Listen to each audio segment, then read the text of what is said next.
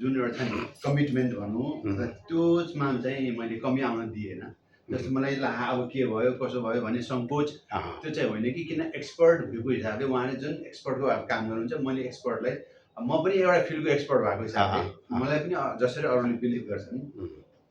मैले पनि त्यो एक्सपर्ट टिमलाई चाहिँ बिलिभ गर्नुपर्छ भनेर उहाँले जे भनेका टेस्टहरू सबै गरिसकेपछि अनि उहाँले बुधबार ठ्याक्क दिन तलमाथि हुन सक्ला फेरि है सम्झिँदै कल गर्दा अनि फेरि नेक्स्टमा चाहिँ उहाँले बोलाउनु भयो होइन बुधबारको दिन बोलाउनु भयो। त्यसपछि गरेर बुधबारको दिन सोमबार परिसकेको भयो। बुधबार बोलाइसकेपछि उहाँले सरलाई हेर्नुभयो। हेरिसकेपछि अनि टिएमटी त्यो भन्दा मैले टिएमटीको रिपोर्ट पनि लिएको अनि टिएमटी गर्दाखेरि पनि म आफूलाई चाहिँ त्यस्तै अनयुजुअल जस्तो फिल त गरिनँ। तर त्यो टिएमटीको टिमले चाहिँ के भने देयर कुड बी सम अब एरर्स हुनसक्छ अथवा there could be some indications of blockage अथवा वाट एभर होइन त्यो हुनसक्छ भनेर भन्दै थियो। अनि त्यसपछि टिएमटीको प्रोसेसमा चाहिँ उनीहरूले अलिकति मलाई अलिकति समस्या भयो जस्तो म आफूले फिल नगरे पनि उहाँहरूले त्यो पायो होइन। रिपोर्टले पनि त्यो हिसाबले देखायो चाहिँ टिएमटीको पोजिटिभ देखायो। अनि त्यही दिन चाहिँ लिएर अनि डक्टरलाई फेरि कन्सल्टेसन त्यो सबै देखाउँदा उहाँले हेर्नुभयो टिएमटी पोजिटिभ छ अब भनेर चाहिँ औषधि पनि लेख्नुभयो 2-4 कन्टिन्यू गर्ने भनेर। अनि उहाँले के भन्नुभयो भने अब यो औषधि पनि खानुपर्छ तपाईँले तर अब मैले चाहिँ के भने यो औषधि मात्र खान सजेस्ट गर्दिनँ। यसमा चाहिँ अब एउटा यो एन्जियोग्राफी होइन टेस्ट गऱ्यो भने त्यो टेस्टले चाहिँ एउटा अब कस्तो छ इन्टरनल कन्डिसन कि औषधि मात्र हुँदैन भन्ने कुरो देखिन्छ। तपाईँ के छ विचार भनिसकेपछि मलाई चाहिँ अनि होइन डाक्टर साहब ठिक छ मैले त्यसपछि डाक्टर साहबले भन्नुभएको अनुसार म चाहिँ अगाडि बढ्छु भनेर भने। अनि मैले फेरि पारिवारिक कन्सल्टेसन पनि गरेँ फेरि पारिवारिक अब किनभने इनिसियली सोचेको थिएन टिएमटी ठिकै होला भन्ने पनि असम्सन थियो। अनि पारिवारिक सोद्धाखेरि अलि पारिवारिक अलिकति कन्सल्टेसनहरू गर्नुपर्छ कि अन्यत्र पनि एकचोटि हेर्ने हो कि सोध्ने हो कि भनेर चाहिँ भन्नुभएपछि म डिलेमामा परेँ फेरि। डिलेमा किनभने मैले डाक्टर साहबलाई कमिट गरिसकेको थिएँ म I will go with you यो प्लान भनेर भनिसकेपछि फेरि मलाई त्यहाँ होइन डाक्टर साहब म एकचोटि चाहिँ घरमा सोधेर आउँछु अथवा यो गर्छु भने मैले त्यो विथड्रल गर्नु मन लागेन किनभने म त्यो मुडमा आइसकेको थिएँ। त्यसपछि गएर डाक्टर साहबले अनि आफ्नो टिमलाई चाहिँ गरेर ल फ्राइडे आउनु भन्नुभयो। अनि फ्राइडे चाहिँ अब भनेको हिजो बिहान आइयो। हिजो बिहान आइसकेपछि म चाहिँ मेरो मुडमा चाहिँ फेरि हिवान्सुय चाहिँ थिएन। मेरो मुड चाहिँ कन्सिस्टेन्टली होइन अब जे हुन्छ ठिक हुन्छ एक्सपर्टले जे गर्छु भनेको छु भने म फुल कन्फिडेन्सको साथ चाहिँ हामी टिम मेरो फ्यामिली मेम्बर्स भनौँ न यता बहिनी ज्वाइँहरू यता बुवा भाइहरू सबै जो अभाइलेबल छ हामी टिम आयौँ। त्यसपछि गएर अनि त्यो चाहिँ अब उहाँले थिएटर भन्न होइनमा लगिसकेपछि डाक्टर साहबले हेर्नुभयो। हेर्दाखेरि अनि अलिक डाक्टर साहब आफैलाई अलिकति लाग्यो कि यो चाहिँ टिएम के अरे यो एन्जियोप्लास्टीले मात्रै नहोला कि जस्तो उहाँले फिल गर्नुभयो। अनि भन्नु तपाईँको त यो जालीमा त राखेर स्टेन भन्छ कि अब ठ्याक्कै मैले टेक्निकल टर्म युज गर्न आएन जाली पनि भन्छ सामान्य टर्ममा यसले मात्रै तपाईँको चाहिँ होला छैन है भनेर उहाँले भनिसकेपछि म अलिकति प्यानिक भएँ। त्यसपछि म अलिकति प्यानिक भएँ किन मैले एट द मोस्ट सोचेको थिएँ के भने अब एन्जियोग्राफीबाट एन्जियोप्लास्टीमा जान्छ एन्जियोप्लास्टी चाहिँ लास्ट सल्युसन होला कि भनेर सोचेको थिएँ। अनि उहाँले त्यो मात्रै सल्युसन होइन त्यसपछि पनि म केही कम्प्लिकेसन हुनसक्छ भनेपछि मलाई अलिकति लाग्यो। अनि फ्यामिली मेम्बर्सलाई तपाईँको बोलाउनुहोस् त भनेपछि चाहिँ अनि मैले चाहिँ ज्वाइँलाई बोलाउन त्यहाँ भएको कुरो हो ज्वाइँ सर सायद केही कुरो भयो होला। अनि त्यसपछि मैले डाक्टर साहबलाई फेरि मैले ठ्याक्क मेरो यता जेठानको सालीको नाम सम्झेँ दीक्षा डाक्टर दीक्षा जोशी जो चाहिँ वीर हस्पिटलको चाहिँ cardiac surgeon head of department cardiac surgeon र गभर्मेन्टको चाहिँ अब रेपुटेड अफिसियल नै हो। उहाँको नाम उहाँको पनि सम्झेँ। अनि मैले डाक्टर साहब मेरो यहाँ साली पर्ने त डाक्टर दीक्षा हो उसँग पनि एकचोटि यसो हजुर कुरा गर्ने हुन्छ म गरौँ त भन्नु डाक्टर साहबले भन्नुभयो। अनि ठिक छ उहाँ हजुर त गर्नु होला किनभने फेरि मेरो नाम बसन् भनेर लिँदाखेरि दीक्षाजी पनि को बसन् भने सरप्राइज होला किन आफ्नै साली भन्दा पनि दाइको साली भयो भने त्यस्तो भयो। अनि त्यही पनि ज्वाइँलाई अनि भनेर मैले एकचोटि यसो हेर्नु न कन्सल्ट गर्नु भन्ने हिसाबले पनि गर्दाखेरि जस उहाँ र डाक्टर साहबलाई पनि के भने त्यो टिमको बारे हाम्रो पारिवारिक बारे अलिकति जानकारी पनि भयो अरूहरू पनि कन्सल्टेसन प्रोसेसमा छन् भन्ने पारिवारिक पनि छन् यता भन्ने कुरो उहाँलाई पनि लाग्यो होला। र मैले के भने डाक्टर साहब हजुरले जुन चाहिँ फुल कन्फिडेन्समा जानुहुन्छ त्यही अनुसार अगाडि बढ्नुहोस् मेरो चाहिँ सबै साथ रहन्छ भने अनि उहाँ डाक्टर साहबले फेरि भन्नुहुन्थ्यो होइन तपाईँले गरेको कन्फिडेन्सले मात्रै सबै चिज हुँदैन, अब अदर फ्याक्टर हुन्छ, अब अदर फ्याक्टर त न तपाईँको कन्ट्रोलमा छ न मेरो कन्ट्रोलमा छ भनेपछि उहाँले आफ्नो काम सुरु गर्नुभयो। अनि सुरु गरिसकेपछि अब उहाँले चाहिँ गर्दै जानुभयो। मैले पनि म पनि कुनै विचलित मलाई लाग्यो, मैले कुनै पनि विचलित चाहिँ त्यहाँ हुनै गर्दाखेरि सानो पेन हुन्छ। फेरि उहाँले सायद औषधि पठाउने पेनिट्रेसन गर्दाखेरि त्यो लेभल अफ पेनिट्रेसन अनुसार चाहिँ अब कहाँ होला एकदम सेन्टरमा ढक्क ढक्क चाहिँ पिन पोइन्ट्स गरे हुन्छ। त्यसपछि यो सेन्टरमा दुख्यो डाक्टर साहब भनेर भन्छ, ए दुखिरहेको छ, ल ठिक छ भने उहाँले एडजस्टमेन्ट गर्दा गर्दा अनि फेरि मलाई एकचोटि त्यो स्टेन पनि हेर्नु मन लाग्यो, डाक्टर साहब कस्तो हुँदो रहेछ त्यो जाली राख्ने भनेर उहाँले देखाउनु भयो। यसो निलो जस्तो पाइप जस्तो हुँदो रहेछ, यही गएर तपाईँ यही पठाउने हो, यसबाट चाहिँ तपाईँले त्यो चाहिँ अलिकति फुल्छ, त्यो चाहिँ बेलुन जस्तो फुल्छ, त्यहाँबाट ब्लडको सर्कुलेसनमा चाहिँ त्यसले मद्दत गर्छ भन्नुभयो। अनि त्यो प्रोसेस चाहिँ सबै हिसाबले मेरो विचारमा अब ठ्याक्क मैले एक्ज्याक्टली टाइमिङ त थाहा भएन, मेरो चाहिँ यस्तै 1-1.5 घन्टा जति लाग्यो होला टेन्टेटिभली, आज म जस्तो लाग्यो, धेरै समय त लिएन जस्तो लाग्यो। त्यो प्रोसेस चाहिँ उहाँले गरेर त्यति गरिसकेपछि अनि त्यसपछि फर्दर उहाँसँग डायलग भएन, उहाँले आफ्नो टिम आफै बसेर गर्नुभयो र उहाँ त्यसपछि निस्किनु भयो। ल अब ठिक छ, सबै तपाईँको काम सक्यो, अब तपाईँलाई अब पोस्ट अपरेटिभ थिएटरमा अथवा के भन्छ त्यसलाई त्यो वार्डमा लान्छ भनेर अनि त्यो हिसाबले लगियो। त्यसपछि मसँग उहाँ डाक्टर साहबसँग चाहिँ दोहोरो कुरा हुनु पाएको छैन, उहाँको एसएन टिम छ त भयो होइन। सम्भवतः अब अरू दोहोरो कुरोहरू चाहिँ सायद म इन्डिभिजुअली मसँग भन्दा पनि मेरो अब डिपेन्डेन्स जो हुनुहुन्छ मेरो होइन पारिवारिक, उहाँहरूलाई केही उहाँले एडिसनल भन्नुभयो होला, त्यो बिस्तारै मैले फेरि छलफल गरेर अगाडि कन्सल्टेसन गर्ने नै छु। तर फिजिकली 1-to-1 को हिसाबले डाक्टरसँग त्यति मात्रै कुरा भएको अवस्था छ र मलाई लाग्छ त्यो उहाँले लेभल बेस जे गर्न सकिन्थ्यो एन्जियोप्लास्टीमा लेभल बेस चाहिँ उहाँले गर्नुभयो र मलाई पनि एउटा सन्तुष्टि चाहिँ के छ भने उहाँले सकेको चाहिँ गर्नुभयो, त्यसको आउटकम चाहिँ राम्रै होला भन्ने लाग्यो। अनि त्यसपछि गएर 1-2वटा कुराले मलाई अलिकति ऊ पनि गरिरहेछ, किनभने म फिजिकली अहिले जति भनौँ एक किसिमले मैले बोलिरहेको छु गरिरहेको छु, यसमा मेन्टल र फिजिकल दुइटै स्ट्रेन छ। भने जस्तै हिजो अपरेसन पश्चात मलाई पोस्ट अपरेट लाँदाखेरि पनि मैले त्यो गुमाएको थिएन, किन मलाई पीडा महसुसै भएको छैन। सामान्य सुई घोचाइको त्यो पीडा हुनु चाहिँ त्यो सामान्य हो, त्यसलाई पीडाहरूले लिनु मिल्दैन, तर जुनको लागि उपचार भएको छ त्यो उपचार चाहिँ सही हिसाबले भएको छ भन्ने हिसाबले गर्दाखेरि भयो। र त्यो वार्डमा पनि अरूले पनि ठट्टा गर्ने चाहिँ अरूले पनि ठट्टा नै गर्ने भयो, किन मेरो कन्डिसन र मेरो कम्युनिकेसनहरू चाहिँ हेर्दाखेरि उहाँहरूले पनि जस ठिकै भइरहेछ भन्ने महसुस गर्नुभयो। र मलाई होपफुल्ली अब अहिले यो जर्नीमा जे जति भएको छ जस्तो भनौँ त्यो मलाई अलमोस्ट 1 नाइट त्यहाँ उठ्न राख्यो होइन। हिजो आज बिहान भनौँ आज मिडडेसम्म हिजो भनौँ अलमोस्ट 24 आवर्स नै मलाई पोस्ट अपरेटिभ थिएटरमा राख्यो होइन, पोस्ट अपरेटिभ वार्डमा। भन्दा त्यो चाहिँ उहाँहरूको सर्भिसहरू सबै नै मलाई एकदमै राम्रो लाग्यो। कतिपय सर्भिसमा मैले मेरो गिभन कन्डिसन हेर्दाखेरि मैले गर्न सक्थेँ, तर गर्न सक्दा पनि उहाँहरूको चाहिँ कोड अफ कन्डक्ट अथवाले गर्दाखेरि उहाँले दिएन। जस्तो उदाहरणले अब एकदम हाँस उठिरहेको छ म आफैलाई पनि, जस्तो टोयलेट होइन, किनभने मलाई यदि चाहेको भए दुईजनाले दायाँ बायाँ सपोर्ट लिएर मलाई बिस्तारै कमाउन्डमा राखिदिएर अनि त्यसले बिस्तारै उठाएर उहाँले बेडमा ल्याउनु सक्थ्यो। तर उनीहरूले बिकज अफ फलोइङ द चाहिँ कोड अफ कन्डक्ट, सिसिओको कोड अफ कन्डक्टले गर्दाखेरि दे वर बाउन्ड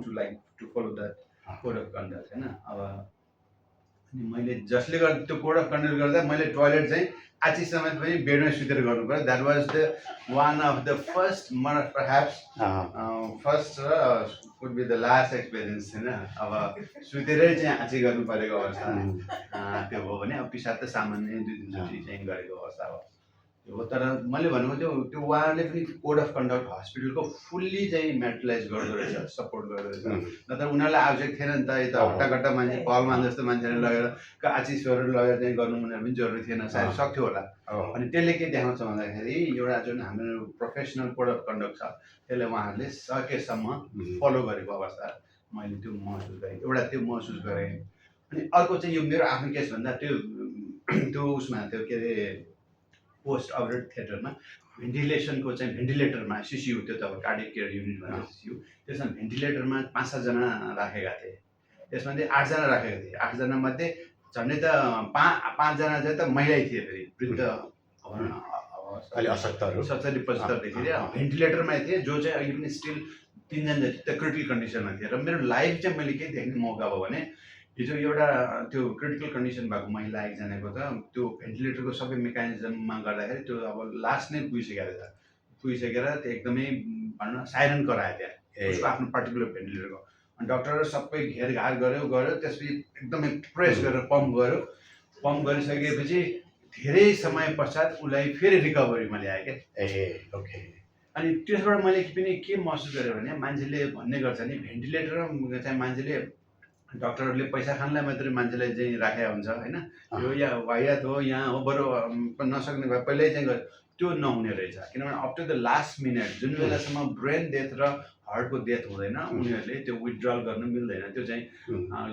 जसले भने पनि नभने पनि पैसा तिरे पनि पैसा नतिरे पनि त्यो खालको कोड अफ कन्डक्ट चाहिँ उनीहरूले मेन्टेन गर्दो रहेछ र त्यो आइमाईको रिकभरी त्यसबाट अहिले त स्टिल के छ थाहा छैन तर त्यो खालको त्यो प्रेसिङबाट उसलाई ल्याएको हुँदैन होइन भनेपछि हस्पिटलले पनि आफ्नो कोड अफ कन्डक्टमा कम्प्रोमाइज नगरेको र सेनिटेसनको अरू एङ्गलबाट पनि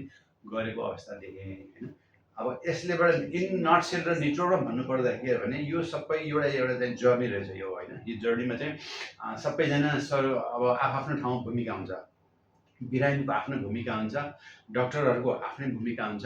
त्यसपछि अब बिरामीका पाहुनाको आफ्नै भूमिका हुन्छ त्यो सबैले आफ्नो लेभलको भूमिकाहरू सही ढङ्गले आफ्नो कोड अनुसार चाहिँ निभाएपछि बल्ल सही त्यसको चाहिँ आउटकम आउँछ होइन भनेपछि अब यो खालको एउटा जर्नीमा चाहिँ म आफै पनि गुज्रेको हाम्रो फ्यामिली गुज्रेको अवस्था छ र मैले कन्क्रिटली मेसेज यही दिनु खोजेको कि सबै एन्टिटिजले चाहिँ आफ्नो कोड अफ कन्डक्ट फलो गर्नुपर्छ यो टाइममा औषध लिने भनेपछि यो टाइममा औषध लिने यो खालको लिने यो प्र्याक्टिस यो फुड ह्याबिटमा प्र्याक्टिस लिने भनेपछि त्यो गर्नुपर्छ एक्सेप्सनली कहिलेकाहीँ फुड ह्याबिटहरू चेन्ज हुनसक्छ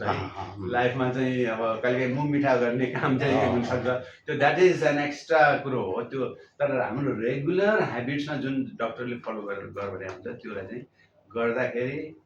हामी अनि चन्द्रमणि सरको एउटा मलाई कोट मात्र लिनु मन लाग्दाखेरि सबै मान्छेमा केही न केही कमजोरी हुन्छ नट 100% चाहिँ 100% पर्फेक्ट र 100% बिरामी नभए मान्छे संसारमा कोही पनि हुँदैन चाहे डक्टर होस् चाहे भने सबैले चाहिँ आफ्नो किसिमले भूमिका निभाउँदै जानुपर्छ र त्यो अनुसारले आशावादी पोजिटिभ हुनुपर्छ भन्ने कङ्क्रिट म्यासेज चाहिँ उहाँहरू पनि लिन चाहन्छु र उहाँ डक्टरको टिम र यो होल टिम र हाम्रो सबै फ्यामिलीलाई पनि अब एउटा यो विभिन्न खालको समयमा गुज्रिँदाखेरि जुन साथ सहयोग र टेक्निकल एक्सपर्टिज जुन गरेछ त्यसको लागि पनि सबैलाई मैले चाहिँ धन्यवाद चाहिँ दिनुपर्छ भन्ने यी चाहिँ मेरो सानो एक्सपिरियन्स चाहिँ मैले सेयर गर्न खोजेँ सम्भवतः यो एक्सपिरियन्स अलिकति लामो जस्तो भए तापनि अथवा कहिलेकाहीँ अफ द ट्र्याक जस्तो गए तापनि जो कोहीलाई पनि कुनै पनि कालखण्डमा कसैको लागि डाइरेक्टली हुनसक्छ अथवा फ्यामिलीलाई पनि हुनसक्छ भन्ने मलाई महसुस लागेर हाम्रो ज्वाइँ साहबको चाहिँ अनिल ज्वाइँ साहबको चाहिँ एउटा इन्करेजमेन्टमा मैले चाहिँ आफ्नो केही कुरो एक्सपिरियन्स सेयर गर्ने मौका हो बिचमा अफन कहीँ अफ द ट्र्याक पनि भएको होला त्यसलाई टेक इट इजी यो के रहेछ भने जस्तो हाम्रो लाइफमा जुन 24 आवर्स र 365 डेजको लाइफमा यो हाम्रो स्विङ भइरहेको रहेछ हाम्रो मेन्टल्ली फिजिकली भइरहेको हुन्छ त्यो जर्नीलाई चाहिँ हामीले एक्सेप्ट पनि गर्नुपर्दो रहेछ किनभने यो लाइफै आफै चाहिँ स्ट्रेट लिनियर लाइफ रहन्छ यो चाहिँ लिनियर हुँदैन कहिले पनि त्यसैले जस्तो इकोमा देखाउँछ नि हाम्रो होइन इकोमा जस्तो ट्रफ र क्रेस्ट चाहिँ देखाइरहेको हुन्छ त्यो हाम्रो त्यो पनि एउटा नर्मल टेन्डेन्सी त्यसमा चाहिँ जुन बेला चाहिँ स्ट्रेट लाइन आयो that is the and of the life हुनसक्छ त्यसैले त्यो ट्रफ र क्रेस्ट चाहिँ पार्ट्स अफ आवर लाइफ भन्ने हिसाबले लिनु होला भन्ने यो मेसेज सहित मैले समस्त टिम र यहाँ विशेष गरी अनिल ज्वाइँलाई धन्यवाद दिन चाहन्छु भन्दै धेरै धेरै धन्यवाद होइन अब यो जानकारीले पक्कै हाम्रो परिवारमा होइन अब अलिकति भनौँ इन्फर्मेटिभ चाहिँ पक्कै भएको छ भन्ने कुरा बुझेछु र अझै क्लाइमेक्स अझै बाँकी है भन्छ नि होइन त्यो थोरै चाहिँ म बोल्छु होइन म आफैले पनि अनुभव गरेकोले के भयो भनेर हजुर हिजो चाहिँ अब भनौँ सबै कुरा म चाहिँ पहिला यो हस्पिटलमा आइसकेकोले मलाई धेरै कुरा थाहा छ होइन यहाँ चाहिँ यसको म्यानेजमेन्ट सम्बन्धी कसरी अगाडि बढ्ने भन्ने कुरा त्यही सबै कुरा थाहा भएपछि चाहिँ म आफै नै आउँछु भनेर चाहिँ एक दिन अगाडि मेसेज गरेर चाहिँ त्यही अनुसार सबै कुरा तयारी गरेर आएँ म हिजो होइन अब हिजो बस्ने त्यो सिग्नेचर गर्नुपर्छ त्यहाँ कता केही भयो भने चाहिँ हामी जिम्मेवारी हुने छैनौँ भनेर चाहिँ होइन केही भयो भनेदेखि जिम्मेवारी छैन तपाईँको भन्ने कुरामा चाहिँ पनि मैले सही गरेँ यसो ल्याप्चा स्याप्स पनि हालेको थिएँ होइन त्यही कारणले गर्दाखेरि पनि अब त्यहाँ जति पनि उहाँले अपडेट गर्नुहुन्थ्यो होइन मलाई खोजेर अपडेट गर्नुहुन्थ्यो जुन फर्स्टको अपडेट थियो नि उहाँले मलाई भित्र बोलाउनु भयो होइन भित्र बोलाउनु बित्तिकै उहाँले के भन्नुभयो भनेदेखि अलिकति क्रिटिकलै छ यो चाहिँ अब सायद हिजो भनेको भएदेखि चाहिँ अब मान्छेहरू तर्सिन्थ्यो होला अब आज त हाम्रो काम सकिसक्यो नि त त्यही भएर यो चाहिँ अब खुला गरेर भन्दाखेरि अझै अर्को मान्छेलाई चाहिँ पक्कै बेनिफिट हुन्छ भन्ने हिसाबले भन्न खोज्यो अदरवाइज चाहिँ खासै यो भन्न लागेको कुरा चाहिँ थिएन डाक्टर साहबले बोलाउनु भयो मलाई स्क्रिनमा देखाउनु भयो होइन त्यो नसा देखाउनु भयो मेन नसा त्यो माथिबाट ठुलो ठुलो भएको छ बिचमा ठ्याक्कै सुकिसकेको छ ठ्याक्कै सुकिन्छ तल त 2-3 ड्यामेज नै भइसकेको छ त्यस्तो जुन हामीले चाहिँ पछि त्यो उसमा सिडीमा पनि देख्छौँ उहाँले चाहिँ के भन्नु यस्तो केस चाहिँ एकदमै बिरलै आउँछ त्यो भनेपछि म त्यहाँबाट एकछिन त खसेँ नि अनि मैले पर्सेन्टेज वाइज चाहिँ कति पर्सेन्टेज ब्लक छ त डर छ भन्दाखेरि 99% ब्लक छ भन्नुभयो ल म कहाँ पुग्यो होला होइन 98% ब्लक आफूले झन् त्यहाँ सुतिरहनु भएको छ होइन अनि फेरि हामी कुरा गरेको सुन्नु होला अथवा कुनै कुरा अनुहारमा केही एक्सप्रेसन देख्नु होला भने उहाँले त्यो ब्लाइन्ड कर्टन पनि सर तान्नुभयो याद गर्नुभयो भने त्यो किन रहेछ भन्दाखेरि उहाँले कुरा गर्दै गर्दाखेरि मेरो अनुहारमा त त्यस्तो कुनै चेन्जेस आउन सक्छ नि त्यो चाहिँ हजुरले नदेखोस् भनेर तान्नु भएको रहेछ भने केस चाहिँ एकदमै सिरियस थियो होइन एकदमै क्रिटिकल पनि थियो 99% भनेको चाहिँ स्मल जोक होइन अब अलिक भन्नु 2-4 दिन पछि भयो भने केही पनि हुनसक्छ होइन अब त्यही भएर चाहिँ उहाँले एकदम राम्ररी सम्झाउनु भयो तर उहाँले अझै पनि मलाई के भन्नुभयो भने गर्नु चाहिँ प्रयास गर्छौँ हामी बलुन राखेर फुलाउँछौँ त्यहाँ चाहिँ स्ट्यान्ड राख्नु नमिल्न सक्छ त्यो केसमा हामी चाहिँ बलुन राखेर मात्रै फुलाइदिन्छौँ तर पछि केही पनि हुनसक्छ एनी टाइम केही पनि हुनसक्छ भन्दा अझै झनै डेन्जर भयो त्यो कुरा होइन त्यसपछि उहाँलाई चाहिँ डाक्टर साहब ल अब अल द बेस्ट भनेर चाहिँ हामी एकदम सौहार्दपूर्ण वातावरणमा त्यहाँबाट फर्कन आयौँ त्यसपछि फर्किँदै गर्दाखेरि अर्को डक्टर भेटेँ मैले त्यहाँ हेभन स्ट्रेसर जुन चाहिँ दिदीलाई देख्नु भएको उहाँले पनि गएर एकछिन भित्री हेरिदिनुहोस् न डाक्टर साहब उहाँले पनि हुन्छ म गएर कुरा गर्नु भन्नुभयो त्यसपछि म बाहिर आएँ बाहिर आएर चाहिँ बाहिर हाम्रो सुविधा र माइदिर हुन्थ्यो उहाँलाई अब अपडेट गरौँ कि नभने जस्तो त्यत्रो ड्यामेज भएको छ भने अब म पनि अलिकति फेरि अब अलिकति म आफैमा मात्रै राख्नु पनि ठिक नहोला भनेर चाहिँ मैले भन्ने त्यसो भने किन भन्नैपर्छ कि त्यो फेरि भनिएन भने म आफैलाई चाहिँ राम्रो हुन्न नि ट्रान्सपेरेन्सी त्यहाँ भने त्यसपछि फेरि तलतिर बोलाएर पनि भने केस चाहिँ अलिकति सिरियस छ होइन इभन त्यो स्ट्यान्ड राख्नु पनि नमिल्छ प्रयास गर्दा गर्दै पनि केही पनि हुनसक्छ भन्नुभएको छ त्यो भनेपछि त म त खराङुनु खसेँ त्यसपछि तल गएर थोरै अझै त्यहाँ थोरै अझै मैले स्क्रिन गरेर भने उहाँलाई किन भन्नु त पर्छ तर एकैचोटि 100% भन्दाखेरि पनि उहाँ पनि फेरि त्यहाँ फटक्कै बस्दियो भनेदेखि होइन सबै कुरा मिलाएर भन्नुपर्छ भन्ने सबै कुरा गरिए अब त्यहाँ अब त्यसपछि हाम्रो डाक्टर साहबलेसँग पनि कुरा गराउने कुरा थियो हाम्रो डाक्टर जोशी साहबसँग उहाँले कल पनि गर्नुभयो पछि उता दिन खोज्दा डाक्टर आफै बिजी हुनुभएको पछि कुरा गर्छु भन्नुभयो यो बिच भनौँ न हामीले चारैतिरबाट सबै कुरा साथ दिएको जस्तो लाग्छ हिजो गर्दा होइन त्यसपछि अब सकियो ल आउनुहोस् भनेर चाहिँ बोलाउनु भयो मलाई पछि फेरि अनि उहाँले फेरि त्यो स्क्रिनमा देखाउनु पहिलाको र पछिकोमा धेरै चेन्जेस आयो होइन एउटा त्यो ब्लड फ्लो नै मजाले गएको देखाउनु भयो मजाले देखाउनु त्यो हेरेपछि बल्ल आनन्द आयो त्यो हेरेर बाहिर आएपछि मेरो अनुहार पक्कै पनि मुस्कान आयो यसरी चाहिँ काम सकायो हिजो हामीले यो पनि ठुलो एक्सपिरियन्स हो यो चाहिँ हिजो भनौँ न अब सबै कुरा भनौँ भगवान्को कृपाले जे पशुपतिनाथ भनेको छु मैले त मेसेजमा पनि पशुपतिनाथलाई पनि धेरै पुकारेको छु किनभने अब आफूलाई गाह्रो सबै कुरा पुकार्नु भन्छ नि होइन अब हिजो केस चाहिँ अलिकति एकदमै कम्प्लिकेटेड थियो यहाँले अन्यथा नलिनु होला तर मैले जे साँझ हो त्यही नै भनेको त्यही भएर अब कन्क्लुजनमा चाहिँ हामीलाई यो हस्पिटलको सेवा पनि राम्रो लागेको छ होइन पछि चेन्ज गर्ने कि भन्ने कुराहरू थियो होइन तर यहाँ पनि राम्रो छ भने मेरो आफ्नो अनुभव पनि पछि हामी यहीँ नै भयौँ यहाँको सेवा पनि धेरै राम्रो लागेको छ र सबै परिवारलाई चाहिँ मेरो सल्लाह होइन अब कुनै कुरा जे खानुहुन्न भन्ने चिज नै तिनीहरू चाहिँ नखाने चिल्लो पिरो अमिलो ठ्याक्कै कम गर्ने होइन हुन त हुने बेला जसरी पनि हुन्छ तर भए पनि त्यस्तो आफ्नो डायटमा चाहिँ अलिकति कन्ट्रोल गऱ्यो भनेदेखि चाहिँ भनौँ न पर्सि हुने काम अब 2 महिनापछि होला हो, हो। त्यसो हुन सक्ने सम्भावना धेरै छ भन्दै हजुर। त भन्दाखेरि हात मिलाउनु पर्छ हस्। एकदमै अल द बेस्ट भन्दै हैन अब एक दुईवटा मैले त्यसमा थाहा ज्वाइन भन्नुभएको छ एकदमै हामीले फुड ह्याबिट्सका उ गर्नु पर्यो तर प्यानिक पनि हुनु भएन एकदमै अन्त प्यानिक अब हाम्रो अघि पनि भनिसकेँ नि हाम्रो मुडहरू एकदमै स्विङ हुन्छ लाइफमा हुन्छ तर त्यसलाई के भने हाम्रो जुन डेस्टिनी जुन छ नि अब्जेक्टिभमा हामी चाहिँ एकदमै फोकस हुनु पर्यो होइन त्यो अनुसार हामीले जे हुन्छ राम्रै पोजिटिभ थिङ्किङ गऱ्यो भने सम्भवतः त्यसले गर्दा पनि आउटकम चाहिँ राम्रो हुन्छ यदि प्यानिक अब मानौ त्यही बेला जस्तो जोइनले सुन्नुभयो अब त्यो जोइन पनि अलिक प्यानिक हो मलाई पनि अब केही सेयर गरौँ म पनि प्यानिक हो अब त्यहाँ त्यो मतलब भनौँ अपरेसन गर्ने माहौल नै अलिकति गडबड जस्तो भइदियो भने हुनसक्छ डक्टर आफैलाई पनि उहाँले चाहिँ कन्फिडेन्स जुन 100% दिन्छु भने चाहिँ उहाँलाई पनि हुन्छ त्यसैले त्यो प्यानिक भनेर अनि प्यानिक त डेफिनेटली जसलाई पनि हुन्छ होइन घाइचोट भनेपछि तर अब त्यो लेभलको प्यानिक हामीले चाहिँ के भने लाइफलाई एउटा त नर्मल सहनुपर्छ किनभने यो लाइफ सुरु हुन्छ र अन्त्य हुन्छ यो जर्नी नै हो अल्टिमेटली यो लाइफ सकिने नै हो तर काममा एकदम टाइमिङ कसको कहाँ लेखेको छ अघि भने नि जस्तो एकजना भेन्टिलेटरबाट चाहिँ उठेको अवस्थामा आँखाले देखेको अवस्था होइन हुनसक्छ त्यसै बेला त्यो मान्छे जानु पनि सक्छ त्यसैले लाइफ भनेको त्यसले धेरै कम्प्लेक्स हिसाबले सोच्नु पनि हुँदैन नर्मल एकदम सिम्प्लिसिटीमा जाँदाखेरि जति हामीलाई सहजता हुन्छ कम्प्लेक्सिटीमा जाँदा सबैलाई गाह्रो हुन्छ भन्ने अर्को मूल्य महसुस पनि त्यसमा सँगै अझै एउटा मैले के गर्छु भने हजुर भन्दाले भन्नुभएको चाहिँ एकदमै पेसेन्स चाहिँ एकदमै आवश्यक छ होइन हजुर अनि पोजिटिभ हुनु पनि धेरै आवश्यक छ कि यी दुई कुराले नै ड्राइभ गर्ने हो सबै कुरा होइन अब हिजो बसन्दाले पनि अलिकति अलि आत्तिनु भए